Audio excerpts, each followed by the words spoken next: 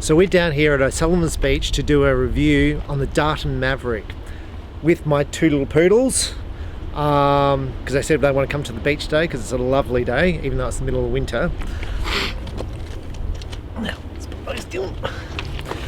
Now I want to take you through a bit of history on O'Sullivan's Beach, the area here. Now there's a boat ramp, which I'll show you in the photos, and off to the right is actually where we used to do oil refining in Australia. So we used to take the crude oil and then make petrol. But the Australian government or whoever thought it's a good idea that we get Singapore to make our petrol for us. So now they're tearing down all that area there to the side. So there used to be a huge jetty out to the side there, which you can see, and they're actually demolishing the whole lot. You would have thought it'd be a good idea to catch fish and all that because it's such a huge jetty, but no, it's a better idea to demolish it.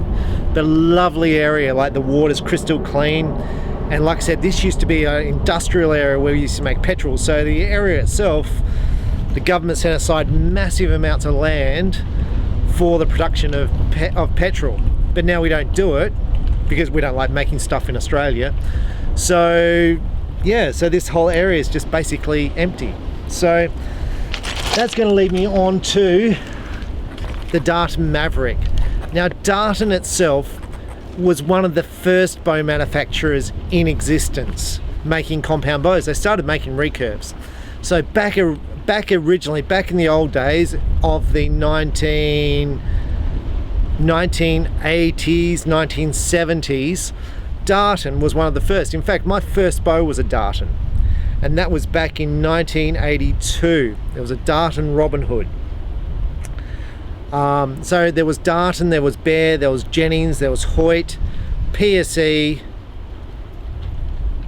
were basically the first bow companies.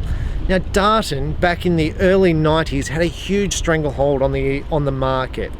In fact, the state championships in ACT, every competitor was shooting a Darton compound bow. There was over 20 competitors all shooting Darton. In fact, there was no other bow on the shooting lineup.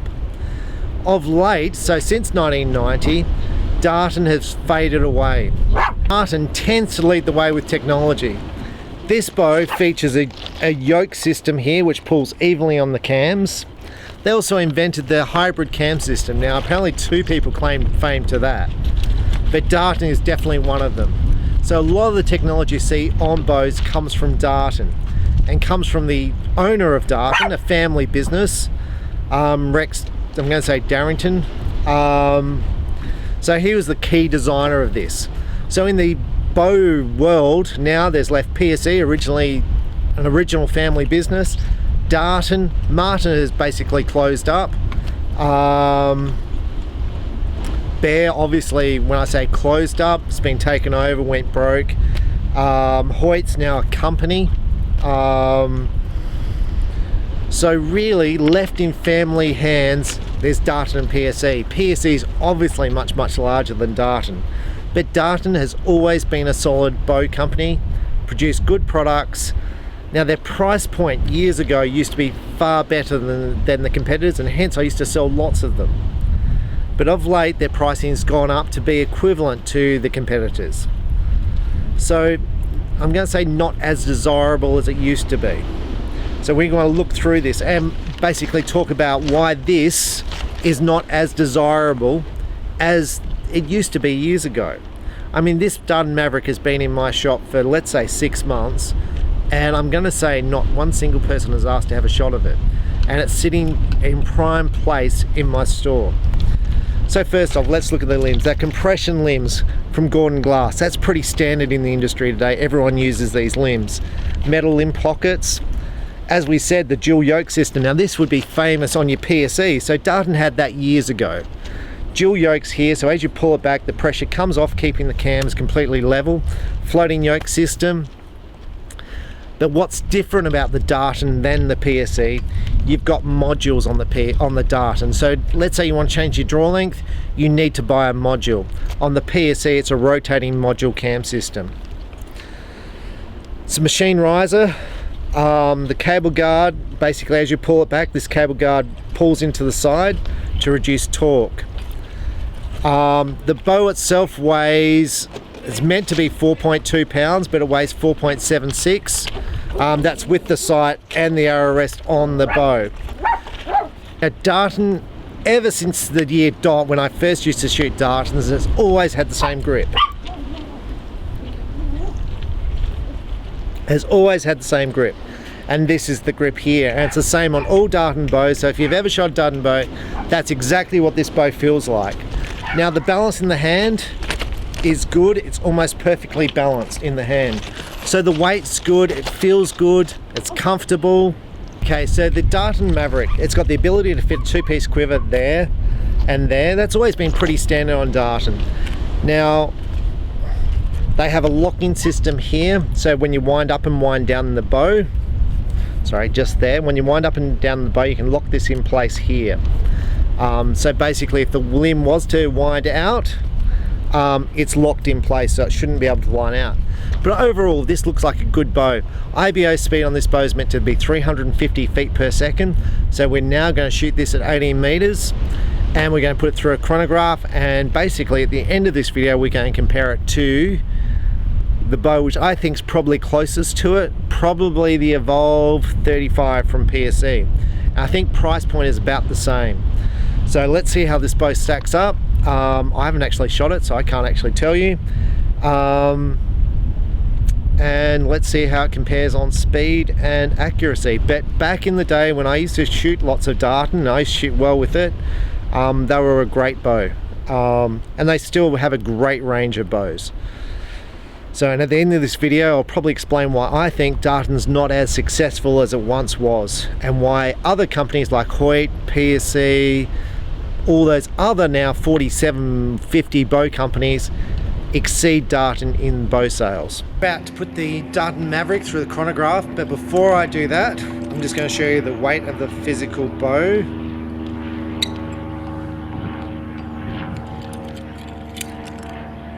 That's 4.8. Now that's with a sight, whisker biscuit on. So now I'll show you the draw poundage.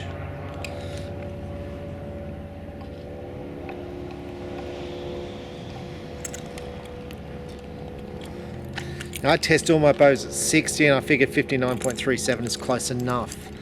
Right, so let's just try the drawback. So it starts off pretty light at the start. It's like, now it's starting to hit a valley there, big valley there. The draw cycle is pretty comfortable, and the valley sort of drops in nice and slow, so very easy draw cycle. So the speed bows, like your Pse Expedite, and I'm not even going to pick the full throttle on bows like that. I'm going to say the speed bows, which are faster, they tend to hold the poundage a lot longer, and they drop off at the last second, so very small valleys. This has a big valley, so it's more like your slower bows, like your 330 feet per second bows. So let's just have a shot and see what it feels like.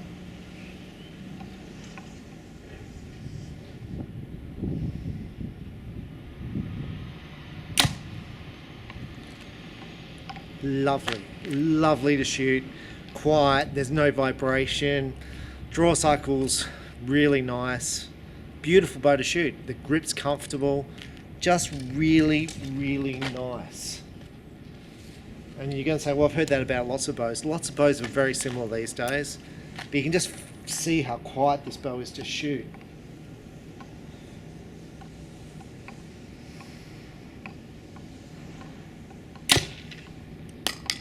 Except the sight falls off. 400s with a 90 grain point. I think they're 324 grains from memory. We'll just leave that sight off.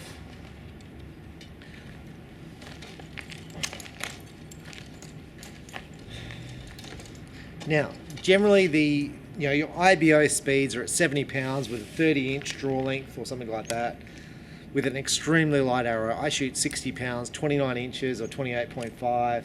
Now the fast bows shoot over 300, the slow ones are below 300. So I think the fastest bows I've shot have been about a 317. That's bows like the full throttle. I think the Expedite was really fast too in the review. So over 300 is really fast, below 300 is really slow. So your cheap Chinese bows are shooting around 260. So let's have a shot and without a sight.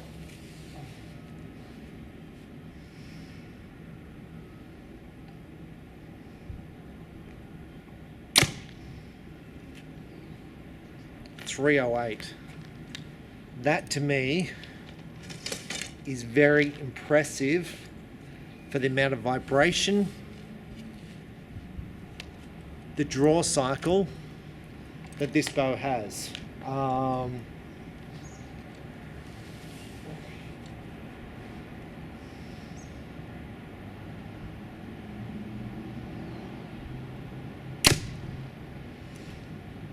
.303.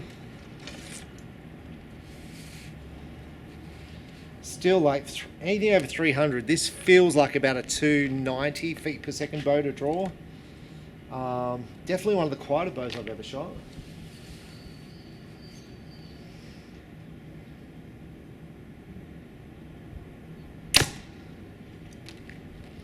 .311. Now the feet per seconds are varying quite a bit. I don't know if that's to do with the light or what, but so 303 to a 308, 311.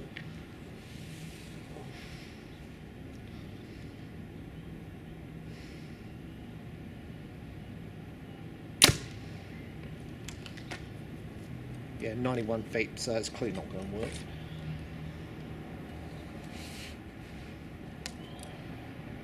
One more.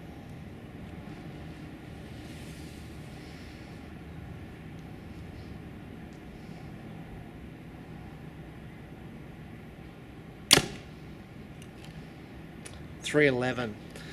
So 311's about right. Pretty quick for the draw cycle. The bow feels ultra comfortable.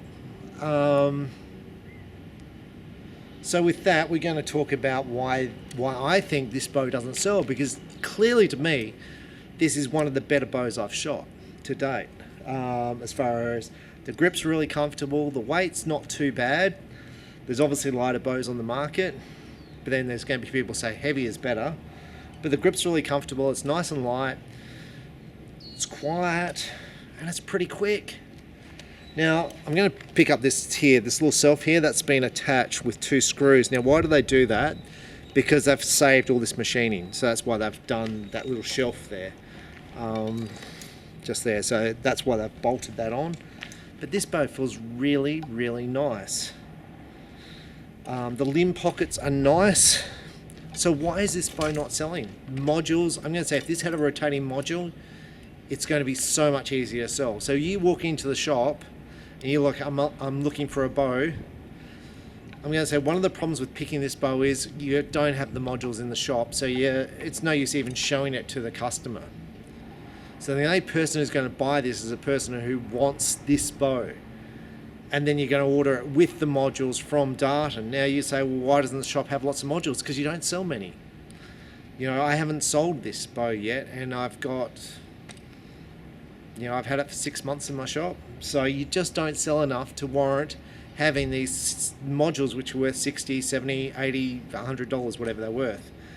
So that's why, and for all the different bows which use modules, I mean, think about Matthews, and they all have different modules. Every bow, the cost of the modules is prohibitive for a shop. And that's even a big shot. So if you go to some of the smaller shops who stock, 4 or 5 bows, this isn't an option for them because they can't buy it. Now, I think one of the other problems with Darton used to have a range of bows. So they used to have a low-end bow called the Darton Apache. They've gone away from their budget bows now. They don't have a top-end budget bow. Now, that Darton Apache back in the 1990s was I'm going to say a little kick-ass bow. It was an awesome little bow. Cast riser, good little limbs, good little cam system. Came with all modules. So if this bow came with a pack of modules, so you could adjust the draw length, that would be much, much better. But Darton now don't have the range of bows. And when I say they don't have the range, their bottom end bow is really not competitive to the Pse, in my opinion, the Pse Stinger. It's not on par. So really all you've got in the Darton lineup is your top of the range hunting bows and your top of the range target bow. Now, target shooters are not buying Darton because the top shooters in the world aren't shooting them because there's no contingency money. You're not paying the top shooters to shoot Darton. You're not paying them $100,000 or plus dollars to shoot your bow. So as a result, people aren't following people into Darton. The bow's good enough. It's just people aren't following them. And the same goes with the hunting setup. You're not paying the top name hunters to shoot the bow. You're not paying the people who shoot videos to shoot the bow. But it's clearly a good enough bow, in my opinion. Now the finish itself, it's a soft, rubberized finish. I don't like it. I understand why they do it, but to me it's a wear factor. I imagine in so many years this will not feel like this, and I can see it sort of flaking off. So I'm not a fan of this rubberized. When I say rubberized, it's a rubber feel. It's meant to be a cool feel, so it doesn't get hot and doesn't get cold. I'm not a fan of that finish because I just don't think it will last, and I want my gear to last. I don't think Darton have the advertising or marketing or social media of the other bow companies. They don't have the apparel of other clothes, of other bow companies. So the looks and the feel and the whole, it's an amazing thing to shoot a Pse or a Hoyt, and you have that whole rivalry. Darton never had that. They never had the whole apparel thing happening. They have had good bows in the past, and they don't promote their archers. So when they have good archers who just enjoy shooting their product, who do really well, they don't promote them. So I'm going to say that when I was a huge Darton dealer, and Darton was the biggest product for me, Darton never gave me any money. When I say never gave me any money, they don't give me anything. So never gave me a product. And my mum won the national championship, state championship 5 times with a Darton, and she placed at nationals with a Darton. They never gave her a bow, never did anything, didn't give her any apparel.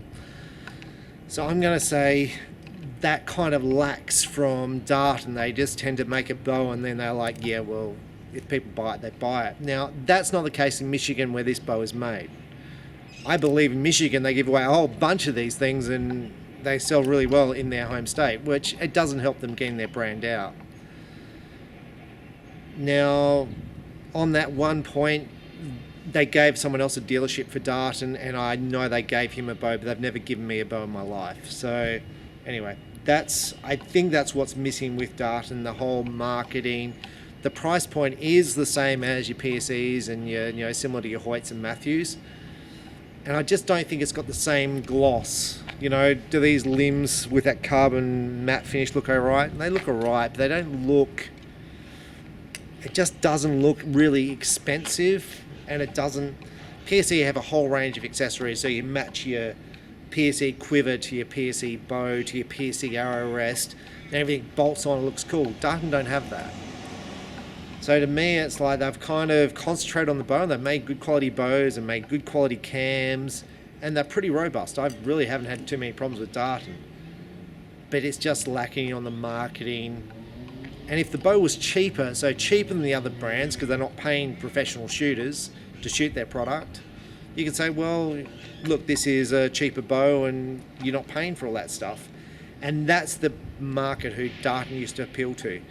The meat and potato archers, the archers who go, well, I don't care who Joe Bloggs shoots, I just want a good product. Pse has really tapped into that market now. Hoyt's really aimed at the elite archers, and Pse has really tapped into the meat and potato market. The people who are like, actually, I'm a little bit more sensitive on money. I'm going to say beginners, getting people in the sport. That's where Pse just dominated. Darton's kind of sits, while it's a good product, it kind of sits in the middle of nowhere, and as a result, no one ever asked to shoot this thing. And I think it's awesome. I think it's a great product. So we're going to shoot this indoors, see how it shoots, but a lovely, lovely product to shoot. And Darton's always been a good product to shoot. So let's go inside and shoot it and see what it's like. Now I'm going to say the limb pockets are metal as well, all machined, so really good. So let's take this inside and let's see what sort of grips I shoot at 18. Okay, so we're here at 18 meters to try out the Darton Maverick and see how it groups. Now I've shot about 6 arrows practice, and I did hit the majority in the gold, so the grouping wasn't real good. You can probably see the dots on the target. So, but I was pretty comfortable that I could try and hit a group. So let's see what the group looks like.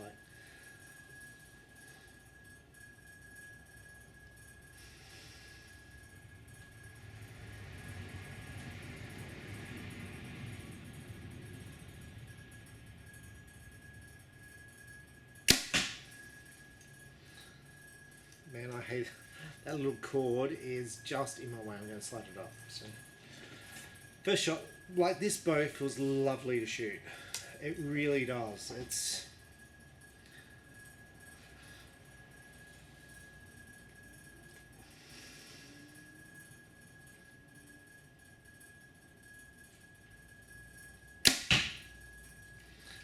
now someone said in one of my videos that the longer brace height's easier to shoot than the longer brace height's easier to shoot than the shorter brace height because the bow holds steadier. So this has got a short brace height, so it'll be interesting.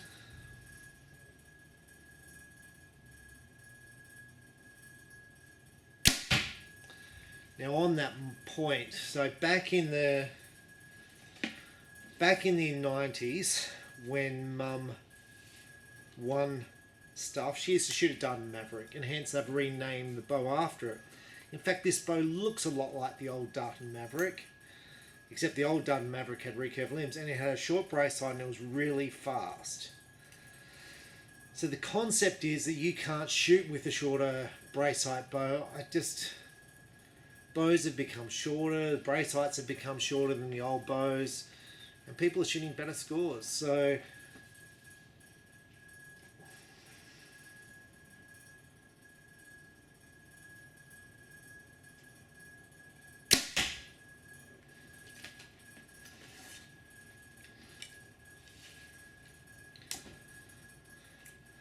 you go and say you're still shooting a 40-inch Perform. Yes, I am, because it's just confidence. I have more confidence that that bow is performing on a world stage and I don't have to think about the bow, I just do it.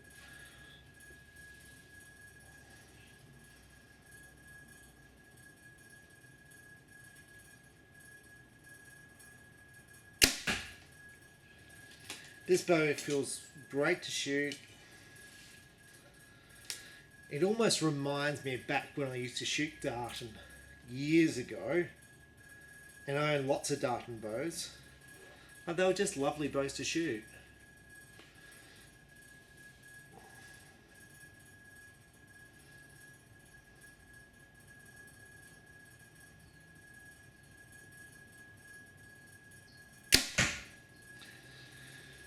And you're probably going to say, well, why don't you shoot Darton today, Stephen? Now there's lots of reasons, and I'm going to go through some of them. Selling a brand like Pse or Matthews or Hoyt, one of the big ones, is easier. You don't have to sell the product to the consumer. The consumer's already got brand recognition for that product. Pse's got a whole range of bows at every price point for every archer. Where this is a good bow. There's no questions this is a good bow. But Pse just have so many bows.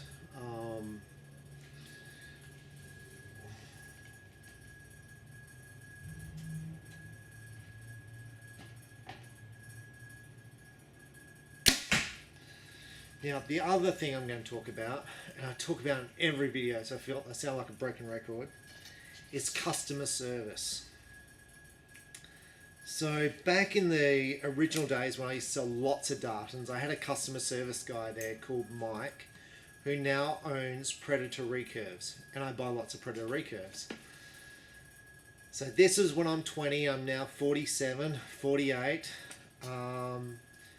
So I've been dealing with Mike for 28 years. He's always been very loyal to me. When Mike left, I just didn't get the service.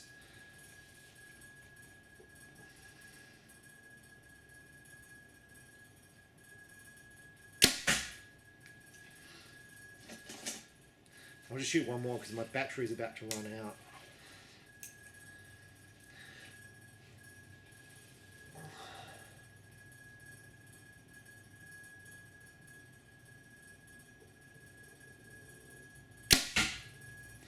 So let's go down and see how they've grouped.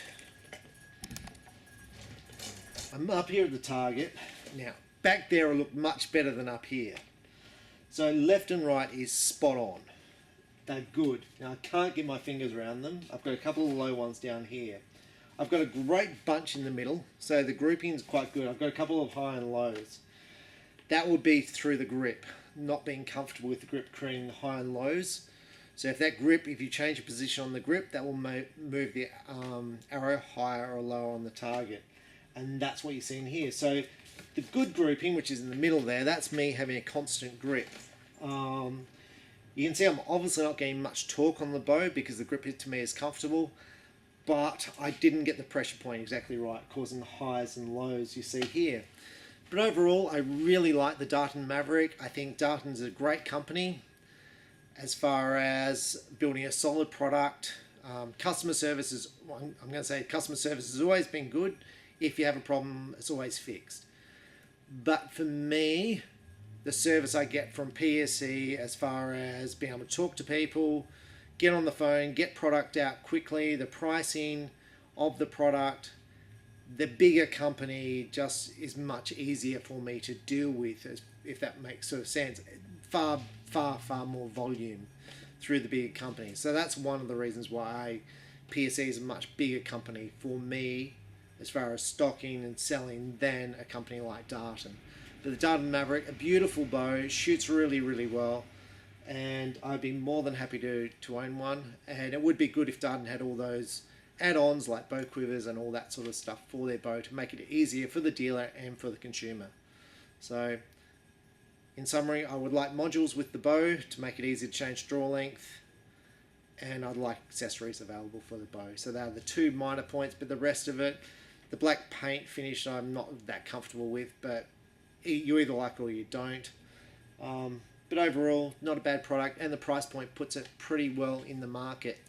Now I said at the start, how does this compare to the Pse Evolve, which is a similar price point? I think it compares very well. I like the draw length adjustability on the Pse Evolve. I think the Pse Evolve's a little bit, I'm going to say, finer finished, a little bit better finished in the overall finish. The draw cycle is good on both bows, so shootability on both bows I'm going to say is about the same, but I think the finish and the polish and the customer service a little bit better on PSE. But overall, a very comparable product and priced at a very similar price point.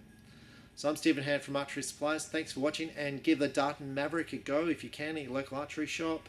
If they are available, it's well worth having a shot with. A very, very good product. Thank you for watching. Bye.